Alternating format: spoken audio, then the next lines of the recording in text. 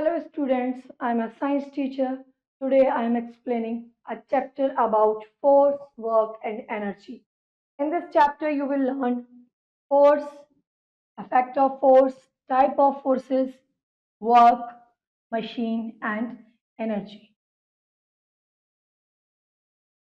Identify and write the name of given simple machine. Simple machines वो होती हैं जो हमारा काम आसान बना देती हैं और फटाफट कर सकते हैं हम। First one is scissor.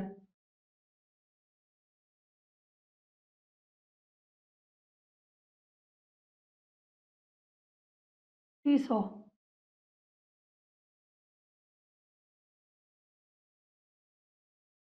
Ruler और स्केल भी बोल सकते हैं। And this is trolley bag. The world we live in is never still but nothing can move on its own. ठीक है, कोई भी चीज अपने आप मूव नहीं होती, हर चीज को मूव करवाना पड़ता है। We do different type of work. To do work, force is required in one form to or other. अब कोई भी हम काम कर रहे हैं तो उसके लिए क्या है, फोर्स लगाना, बल लगाना बहुत ही जरूरी है। अगर मैं आपको समझा रही हूँ या कुछ चीज लिखकर दिखा रही हूँ तो क्या कर रही हूँ, मैं पेन से बोर्ड पे फोर्स लगा रही हूँ, लिख रही हूँ, लिख पा रही हूँ तो आपको समझ में आ रहा है। तो क्या लग रहा है, मेरा फोर्स लग रहा है लिखने में, चाहे कम लग रहा है लेकिन लग रहा है। कोई भी काम करने के लिए हमें फोर्स अप्लाई करना पड़ता है। तो फोर्स है क्या? A push or pull applied on a body is called force. किसी चीज को खींचना या धकेलना क्या कहलाता है? फोर्स लगाना। अगर मैं अपने हाथ को ऐसे करूं और इसे प्रेशर करके इधर करूं ऐसे, तो ये क्या है, मैं बल लगा के अपना हाथ हटा रही हूँ। एक तो हो गया, मैंने ऐसे इसको इजीली हटा दिया। एक हुआ कि मैं बल लगा रही हूँ। अब मैं अपने दोनों हैंड्स को ऐसे करके दोनों साइड से बराबर प्रेशर लगाऊं तो मेरा हैंड ना इधर होगा ना इधर होगा, क्योंकि मैं दोनों साइड से इक्वल फोर्स लगा रही हूँ। पर अगर मैं इस हैंड को लूज छोड़ दूं, इस हैंड से फोर्स लगाऊं, तो मेरा ये हाथ इधर को चला जाएगा। अगर इससे ज्यादा फोर्स लगाऊं, इससे कम लगाऊं, तो ये इधर को चला जाएगा। यानी किसी चीज को खींचना या पुश करना आपका क्या कहलाता है? फोर्स, बल लगना। When we push a heavy box, we apply force on it. हम किसी भी भारी चीज को खींचते या धकेलते हैं तो हमें ताकत लगानी पड़ती है। अब उसके मोशन के अगेंस्ट, किसी चीज को हमें नीचे ले जाना है तो हम उस साइड को ताकत लगाएंगे, ऊपर लाना है तो हम ऊपर को खींचेंगे। In the game of tug of war, ये वाला गेम आप खेलते हैं ना, रस्सी को अपनी साइड खींचती हैं दोनों teams. Both teams try to pull rope towards their side, अपनी ओर खींचती हैं।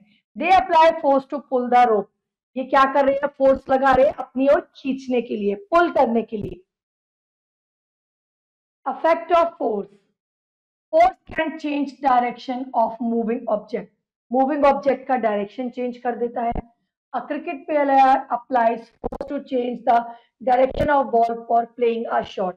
अब एक क्रिकेटर जो है वो बॉल को मारने के लिए, अच्छे रन के लिए खूब जोर से बॉल को बैट से मारता है, उसका डायरेक्शन चेंज कर देता है, फोर्स लगाता है।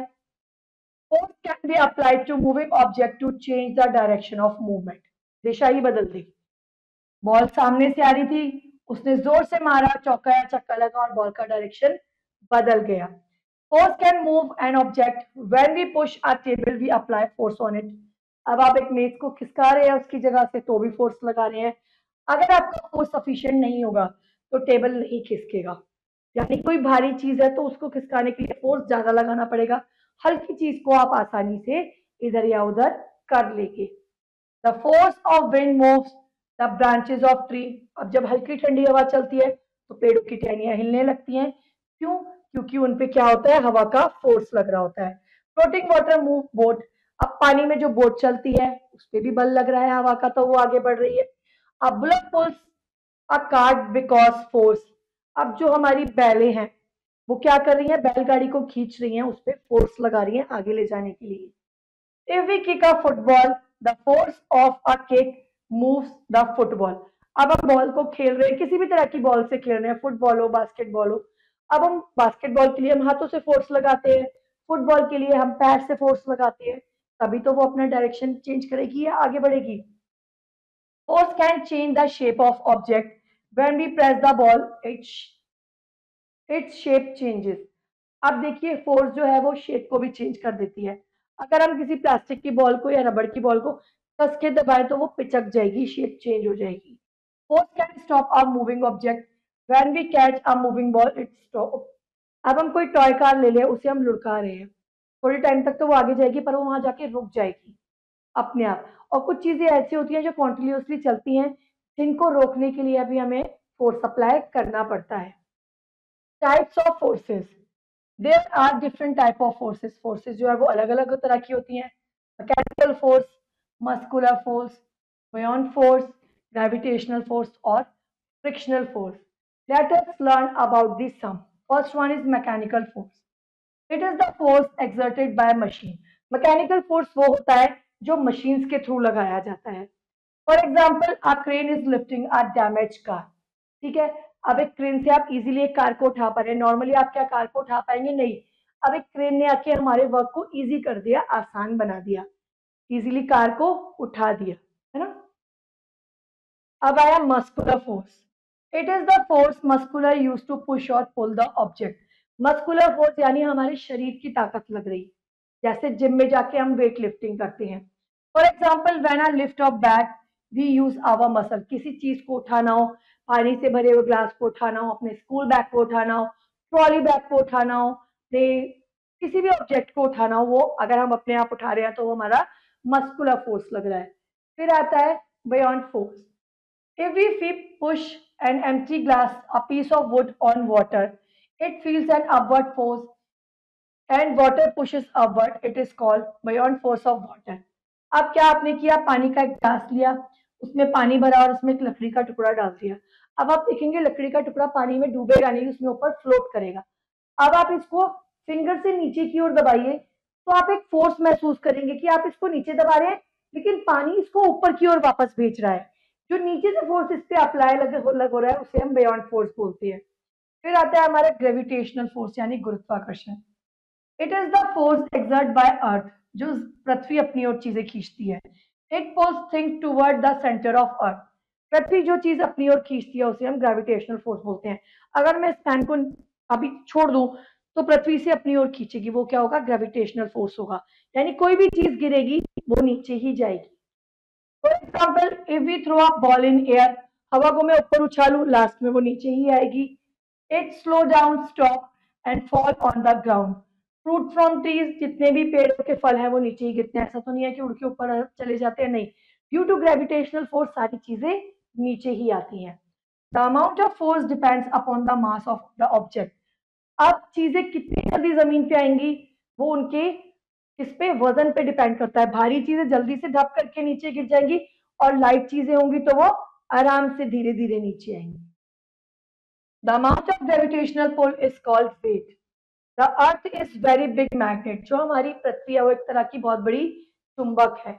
तो it attract everything towards itself, इसीलिए वो अपनी ओर हर चीजों को आकर्षित करती है। Now frictional force. फ्रिक्शन क्या होता है? फ्रिक्शन मतलब घर्षण।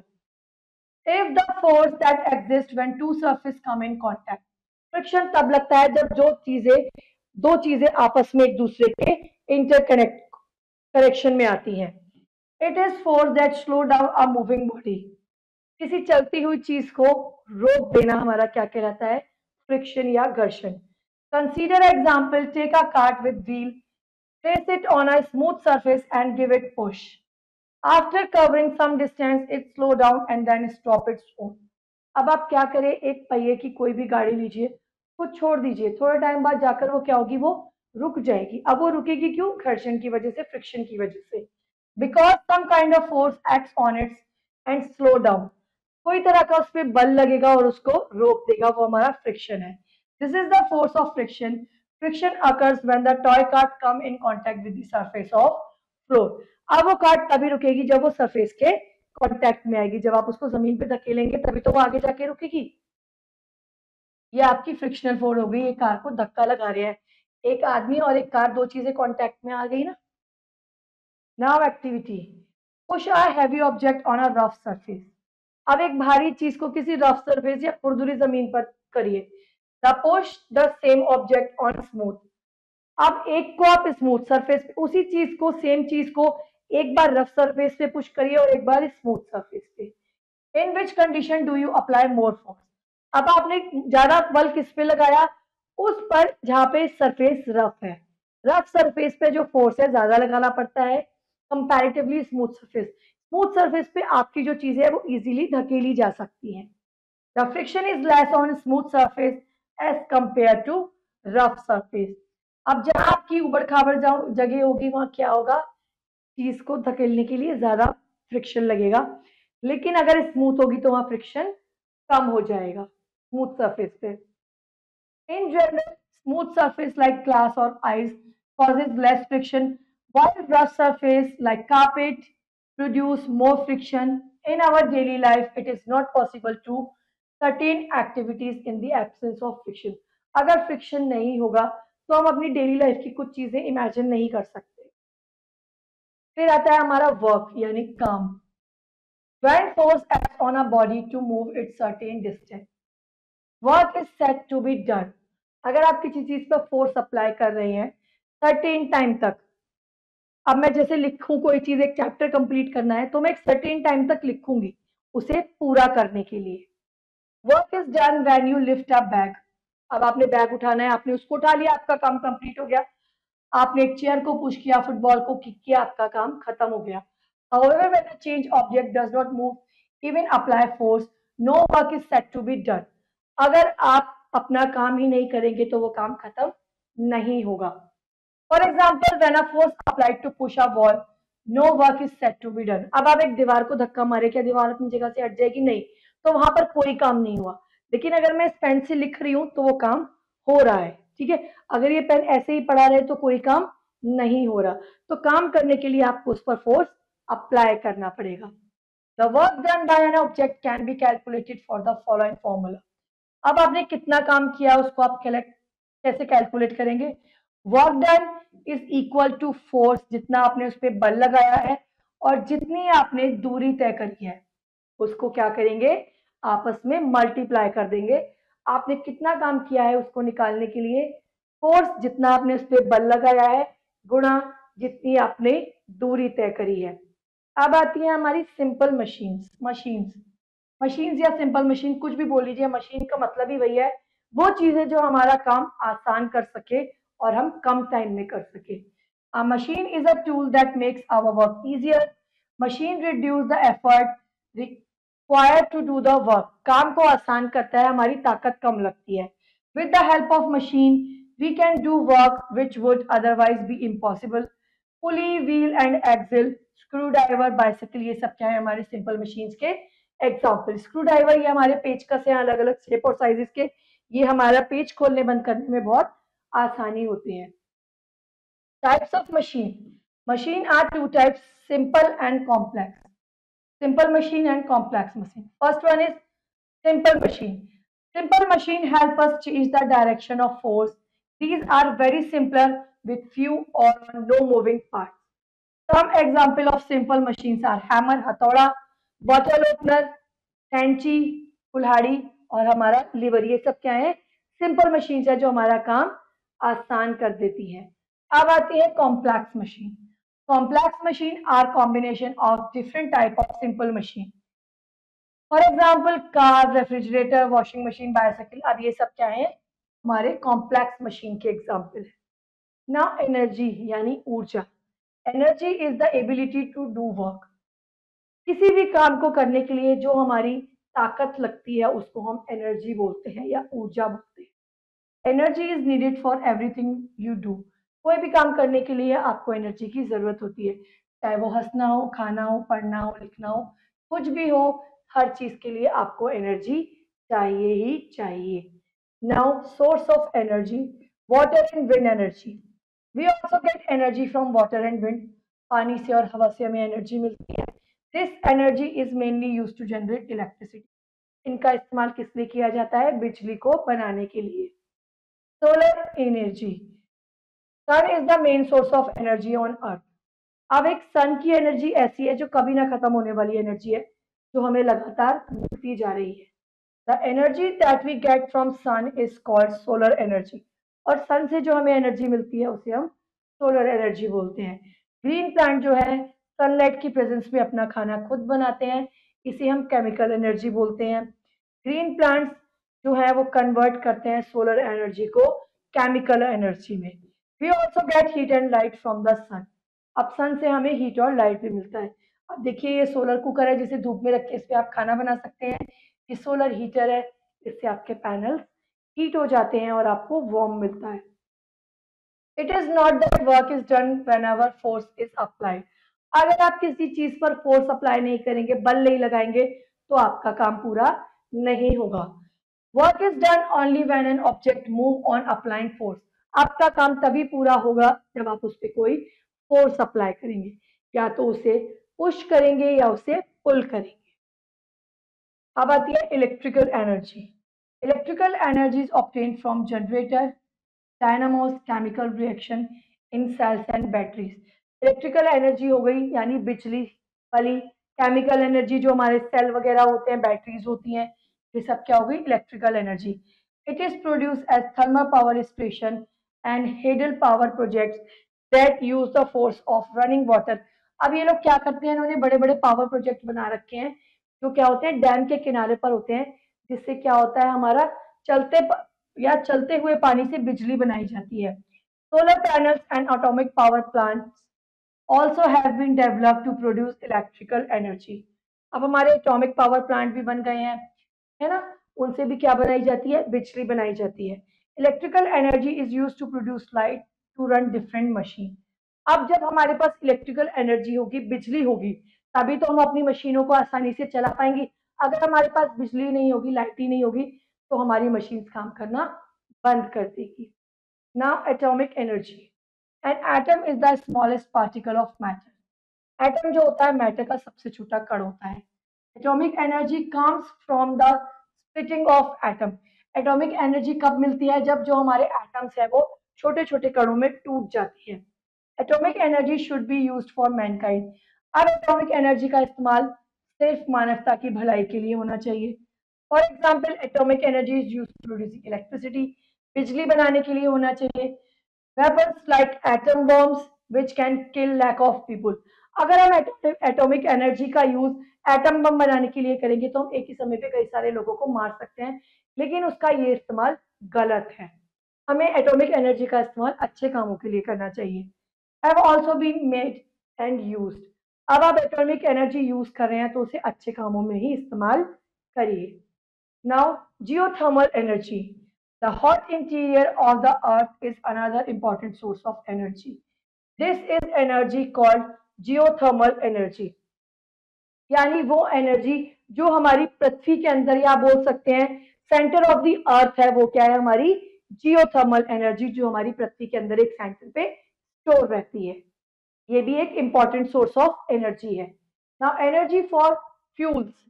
Truck, buses, car and scooters also move. सब चलते हैं, सबको चलाने के लिए पेट्रोल, डीजल और सीएनजी की जरूरत होती है। सीएनजी हमारी होती है compressed natural gas, and kerosene, किसी चीज को जलाना हो तो हमें मिट्टी के तेल की जरूरत होती है।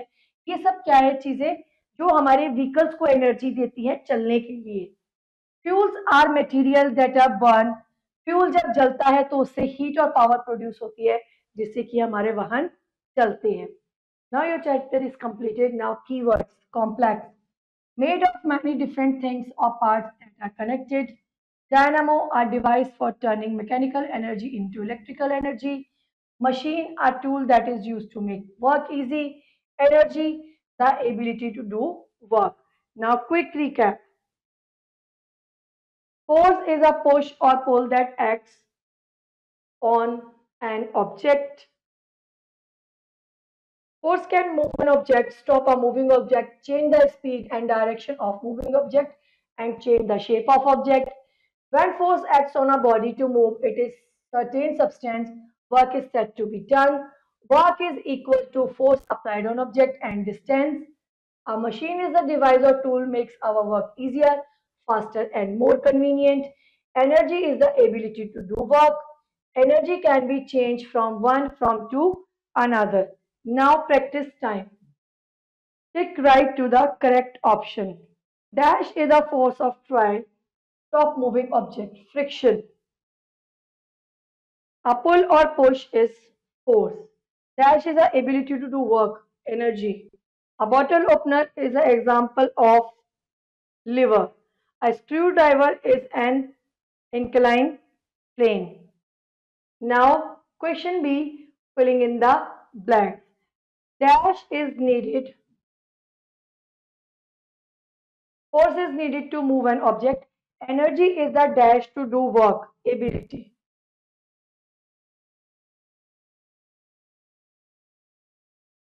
Push or pull is called force. Solar panels use dash energy. Solar energy. Plants use dash energy to make food. Solar energy. ये भी सूरज की रोशनी का इस्तेमाल करते हैं. Now question C, write T for true and F for false. Energy from the wind is called wind energy. True. Simple machine help us to easily turn a heavy vehicle in any direction. False. Electricity produced by the energy of flowing water is called hydroelectricity. True. Wheel and axle help to move heavy object. It is also true. Plants use solar energy to produce food. It is also true. Now question D, match the following. Sun, the ultimate source of energy. Force, pull or push that makes our body move or stop. Electrical energy, need to produce light and run motors, fan, etc. Energy, the ability to do work. Solar energy, obtained from the sun. Now your chapter is completed. I hope you will understand this chapter. Now rest of the exercise, do yourself. See you in the next class. Till then, bye bye.